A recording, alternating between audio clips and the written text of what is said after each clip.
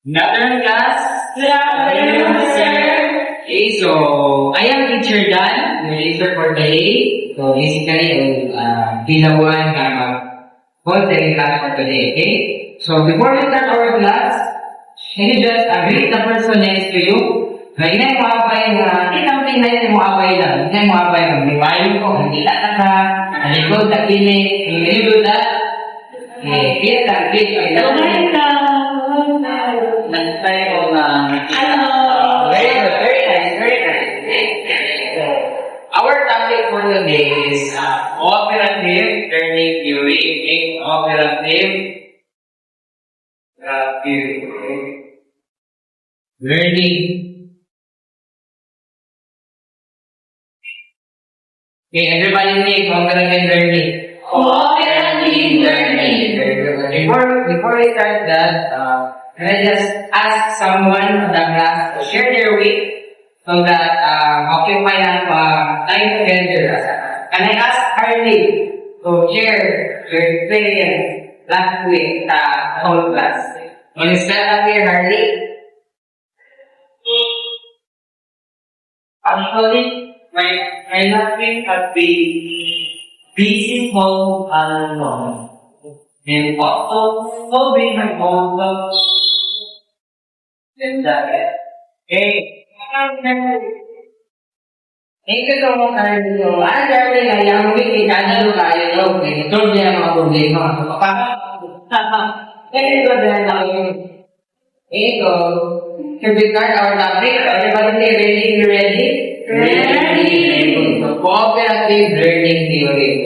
You guys, what comes to your mind when you hear the word cooperative or cooperate in this topic? So, what do you mean by cooperative? Anyone? Okay, Jetta, what do you mean by cooperative? Can you stand up, please? Collaborative learning. Very good. So, other hand, Hazel, what do you mean by cooperative? Very good, very good.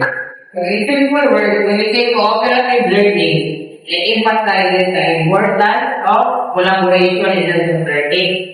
So, pag makatawa ng tao o ng bata, when he or she exposed in a collaborative learning environment, sabi nyo, so kung expose ka ng environment, you can achieve higher academically. So, pagkatuan ka, mag-grow ka.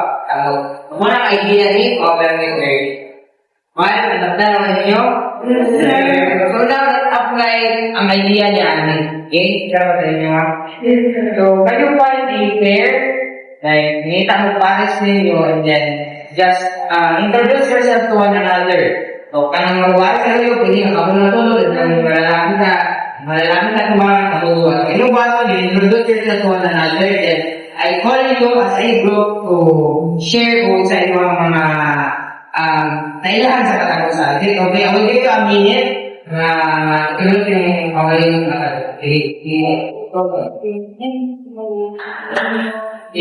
Andrew, kaya kamu ni Iwan. Ako lang.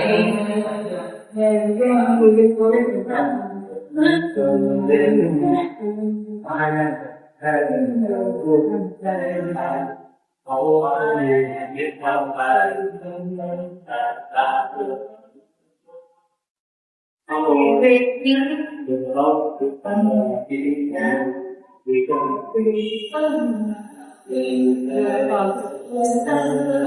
will give you 5 minutes to finish your introduce yourself activity.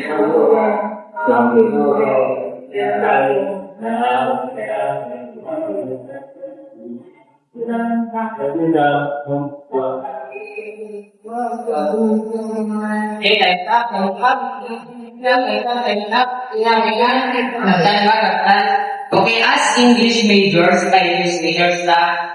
so sa pag-anira sa tubangan, you should use English language. Okay, is that clear? You should use English language to present or tell our ideas in the class so that we can practice more to how to speak English fluently, okay? Kung may enroll the boys, so Harley and Lynette in front, so share us kung sa inyo mga nailan patanong ka, so So, Harley, check mo ang idea or nailahan ng mga kay Kenneth.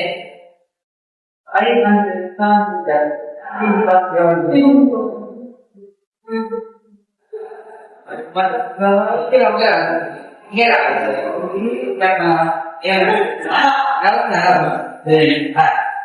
I understand that in background favorite figure work knowledge and also control knowledge perhaps he never good deliveries are big Very good. Ay, ako ang plan din eh. Ang lagi din niya ang partner. Wow, hindi. So now let us, Kenneth, what do you think sa binyag niya about the kabayan? Only this number shared but it available to this if I don't need result I work for a living more motivation the very good person. Wow, very good. Very good. Makita nila po, everyone, makita nila po ang lecture sa cooperative learning. Na you cooperate, you process the information as one another, kita hindi mo ang lalat na pumunta ang mga kahit sa kaayon. Okay, very good, very good. Ini-lecture din ko eh. Okay, mabayan na. Naman mo. Akin mo, Angel, I think ito, Angel. Angel, what do you think of Angel and Jessa bilang pag-share o ginagawa niyo? About the personal development. Here we detail and related by Mark favorite polar scheme and favorite green yellow. Wow, very nice. How about Jessa? Angel said, her favorite color is red and her birthday is July 27 and her favorite drink is matcha. Wow. Yeah, Angel. Her favorite color is yellow. Her favorite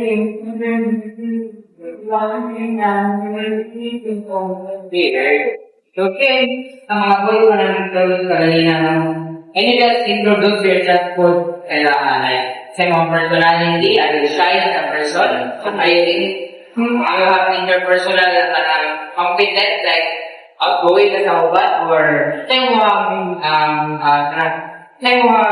attitude at wala na kay Jessa.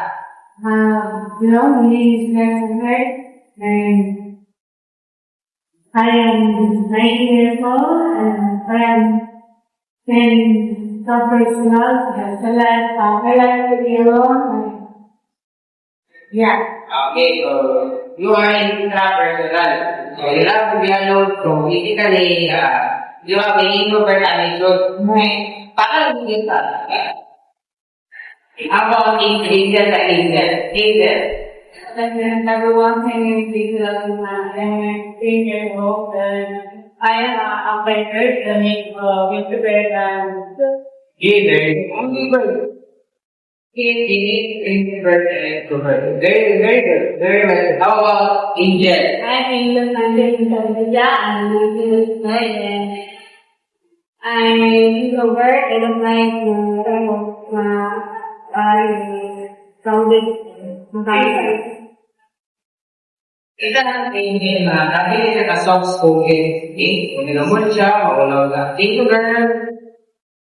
May din. So, makita ninyo ang idea, sabdan ninyo ang idea na cooperative learning. Yes, sir. If you cooperate as a team or as a group, even duwa lang mo, tulo lang mo, you can practice. May naliman ninyo ang inyong amigo o mga uban. That is significant essence. So, it means that cooperate or collaborate, the principle niya is you are interdependent.